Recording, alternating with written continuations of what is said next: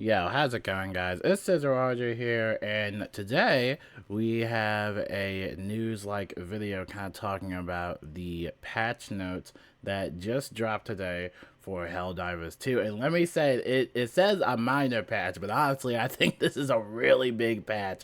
We're getting weapon balances and even hazards on planets. So yeah, let's just jump right into it. Fresh new patch notes for Helldivers, major updates. Planetary hazards are now active. Many planets are now have additional environmental challenges that will appear at random while you are deployed. From fire tornadoes to meteor showers and many more. So this is gonna be very interesting. Really looking forward to getting some gameplay to see what the meteor shower part looks like and fire tornadoes, and there is many more that they haven't said. So yeah, this is gonna be very interesting. I don't know if it's gonna make everything a lot harder, but make sure to just be careful out there. And then we have a balancing. This balancing part has a lot. So make sure you sit down for this. And already off the bat, this is kind of a nerf to the eradicate missions. If you don't know, the eradicate missions are basically where you just have to get kills and thin out the numbers pretty much. Eradicate missions now require more kills and enemies spawn more often. The time to complete the mission was previously shorter than intended and should now usually take twice as long to complete. So I'm glad they added more time to it. Also, not glad that they added more kills required and the enemies spawn more often. So I'm not sure if this is gonna make it a little bit more harder. I'm sure if you play some mortar turrets, you should still be fine as long as you got your defense set and everything situated. But it is going to be interesting doing this on Helldive difficulty now. And now, this is the big one that you really want to sit down for. And this one is really big. Make sure you sit down for this. This is talking about the weapons. And we knew it was coming. We knew there were going to be some weapon nerfs. And yeah, I don't want this to discourage anybody, because even when I see these weapon nerfs, I'm still kind of happy with the game, because honestly, some of these things I rarely use. But let's go into it. The breaker shotgun decreased the magazine capacity from 16 to 13 and increased its recoil from 30 to 55. So definitely want to make sure you keep an eye on that one. The railgun, which is a fan favorite, decreased armor penetration in safe mode, decreased the damage against durable enemy parts. So not really much happened with the railgun. You can still put your railgun in unsafe mode and probably still dish out a ton of damage. But lately I haven't been using the railgun because I'm not the best accurate shooter, but definitely still interesting to look into. It looks like the flamethrower actually got a buff. It increased damage per second by 50%. That's pretty cool. The laser cannon also looks like it kind of got a buff. It's increased damage against durable enemy parts, increased armor penetration, improved ergonomics. So that's definitely interesting. Make sure to check that one out. The Punisher increased total ammo capacity from 40 to 60.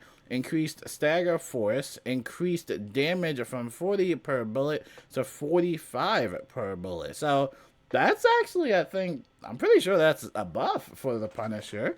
Pretty nice. And then the breaker spray and pray shotgun increased armor penetration, increased fire rate from 300 to 330, and increased the number of pellets from 12 to 16 per shot, and also decreased the magazine size from to 32 to 26. So a little bit of like a buff, but also a slight nerf with the magazine size. So for the weapons, it's not too bad. I'm sure people will still find other things to use, but pretty interesting stuff. And remember, we're gonna get like new weapons and stuff like that, so it's gonna be a whole mess of like balancing issues and stuff like that. But I'm sure everything will be fine. So for the stratagems, it looks like we only got about like two things. The energy shield backpack, this is actually a nerf.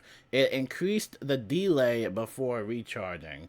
I'm pretty sure that's a nerf. So, you know, if you do have the shield generator backpack, just make sure you are cautious on your surroundings, because if the delay is going to be increased, then you want to just make sure that you're in a safe environment. Make sure you don't get killed out of nowhere waiting for the shield generator to recharge. And this one comes from some orbitals, the 380mm and the 120mm orbital barrages increased the duration of the bombardment, nice, and also decreased the spread, which is also pretty decent. Every time my friends would cast this barrage, like literally I would always end up dead. Like, I think everybody can attest for that. It's just all over the place, and it's just insane. I'm glad they increased the duration, though. Kind of clear out some enemy units a little bit better and decreased the spread. Not sure what that means, but hopefully I'm not going to get blasted across the map. Whenever you see an orbital barrage, just make sure you clear the area, okay? Just be careful. Then we also got some nice little fixes that I wanted to talk about because some of these fixes are actually pretty interesting. Fixed armor rating values, not reducing damage as intended. Fixed certain bug holes, including stalker nests, that were unnecessarily hard to destroy. Thank goodness. Fixed anti-aliasing toggle, not working on PS5. Balanced lighting across all planets to solve cases where the game was too dark. Thank goodness, man. It really did look dark, man. I will say that. Improved flashlight efficiency.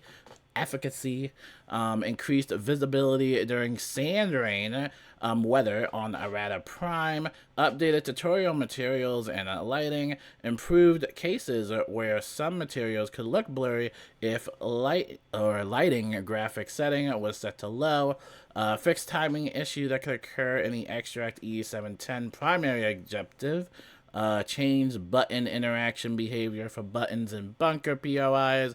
Helldivers will now let go of the button after holding it for a few seconds. That's nice. That's actually a pretty nice change or a fix.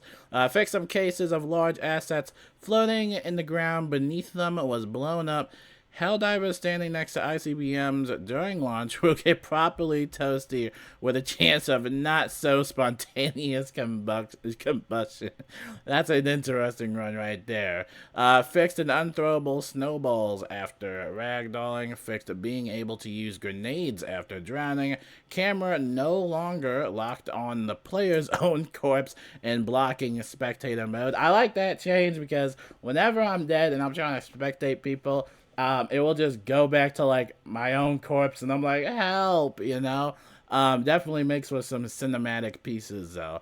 Helldivers now take damage from fire, gas, and etc. generated by other players. That one, whoa, that one's kind of rough. So you definitely want to be careful of that whenever you're doing that. So again, remember, friendly fire is in the game, so just be cautious of that. And armor no longer stretches when disembarred. I kind of missed that one. That was a kind of funny little glitch. Now, these are some of the known issues that they do know, and they are kind of working on it, and these have been mentioned before. So we'll go over those real quick. The game may crash after dropping several high-power stratagems in succession.